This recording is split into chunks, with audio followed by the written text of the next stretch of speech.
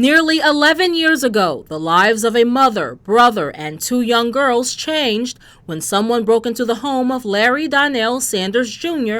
and left him dead. But before we talk about how his life ended, we want to shine a light on his 28 years here. We called Larry LJ. Everybody knew him as LJ. Mother Carolyn Bates and LJ's brother, DeJuan Sanders, sat down with the Cold Case Project, still hopeful that one day the right information will surface to solve the murder and bring them closure. While Sanders may be gone, the memories those closest to him are left with are not. He was a very, very hyper, energetic, had this attitude, I'm going to do what I want to do. And he did just that. His mom says, charting out a life for himself that was set apart from the norm. When he was younger, he really didn't say, I want to be a police officer or a fireman or anything like that. But he did want to be an underwater welder. Eventually, that dream moved closer to becoming a reality. Bates says her son enrolled in Aiken Technical College to become that welder, and for 2 years he worked on that goal. And during that time, his younger brother remembers a very strong-willed man who sometimes made decisions that caused DeJuan to step in as older brother. So I remember he was working at Walmart, and I want to say the car broke down or something. One way or another, he used to have to walk to work. But it wasn't no bad walk, but he had to walk to work. And so he didn't want to do it. Man, I think I'm going to quit. Man, I ain't like, dude, just go to work, save your money, you can get you a car.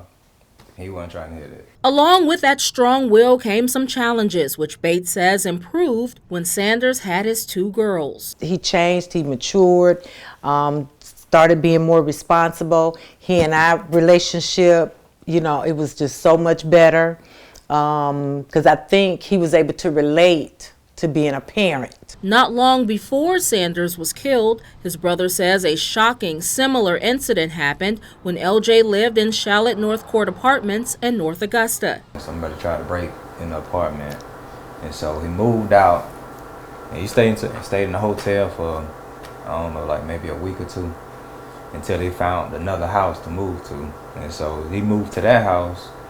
Things was quiet for a minute, and I heard there was like a few situations where him and somebody else didn't get along. Sanders says his brother did not report the break-in. He only left because he felt unsafe.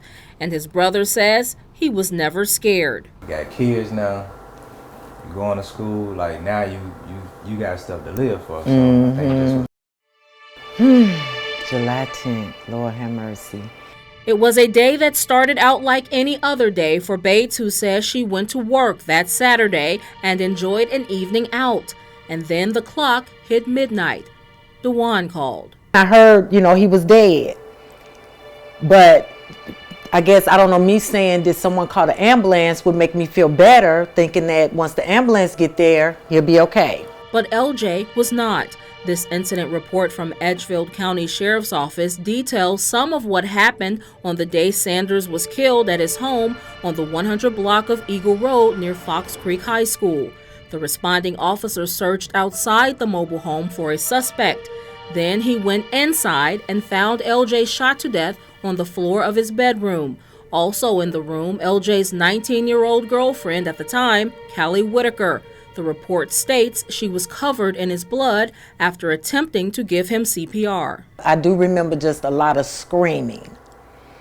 Then when I pulled up to the house and, saw all the police cars and the people outside and the yellow tape and, then it was real then. I looked at my phone, I had over 15 missed calls. Before he made that call to his mother, DeJuan was asleep at home.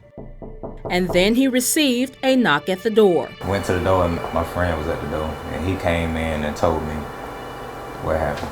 As he drove to his brother's home, DeJuan began reflecting on the 2 weeks leading up to that moment, the break-in and LJ's beef with someone.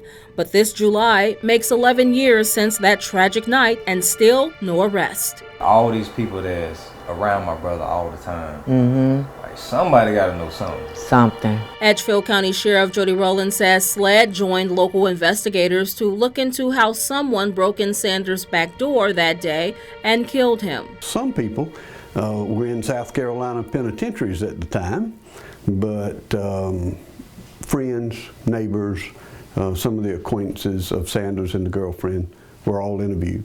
Sheriff Rowland, who was not leading the office back in 2010, says investigators put in hours on the case, and he says there is more to the shooting, calling it suspicious because it links Sanders to a drug business. The investigation in this case turned a lot of witnesses who related to us the workings of drug deals that were in and out of the Sanders home, in and out of the Eagle Road area. We also know that investigators say witnesses reported seeing a red car leaving Sanders' home that night, and the same vehicle may have been spotted by witnesses in another break-in less than 2 miles from Sanders' home in a mobile home park on Hayes Drive. Investigators believe that incident is drug and gang related, but the homeowner justifiably killed that suspect. It's a narrative the family says they've heard from law enforcement before. 4 of them, they called me and my friend in. So we thinking we just finna go answer some questions or whatever.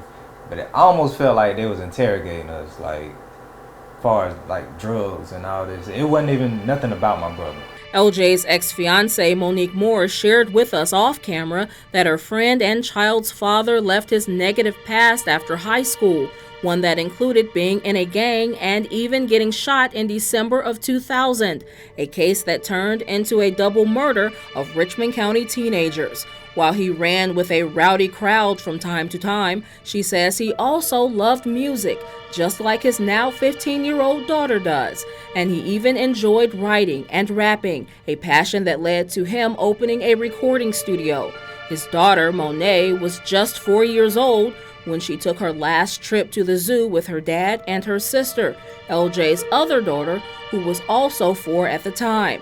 Moore writes in this letter to LJ years later, "You didn't get to cheer her on at award days, violin concerts, or dance the night away with her at her daddy-daughter dance. You won't be there when she walks across the stage for her high school graduation." I would like to think that if Elle was still here on this beautiful day, he would be somewhere with his daughters. It's these girls that Bates wants closure for, answers to the questions she's sure they now have about the father who left them so soon. And for mom and brother, it's also about not having to look over their shoulder anymore. You don't know who you can trust. So certain people you might go around, or you used to go around, or used to be cool with. We will listen to almost anything. If there's a witness even remotely connected, we will listen, figure out what exactly they know, and try to connect the dots. Anyone with any information about Larry Sanders Jr.'s case should call the Edgefield County Sheriff's Office at 803-637-5337. Next time on the Cold Case Project, we take you to McDuffie County, where a community of loved ones and friends took to the streets to demand justice for Jonathan Gurley, who was shot and killed outside of his home in Thompson in 2014. What the family and law enforcement need to get closure and close the case.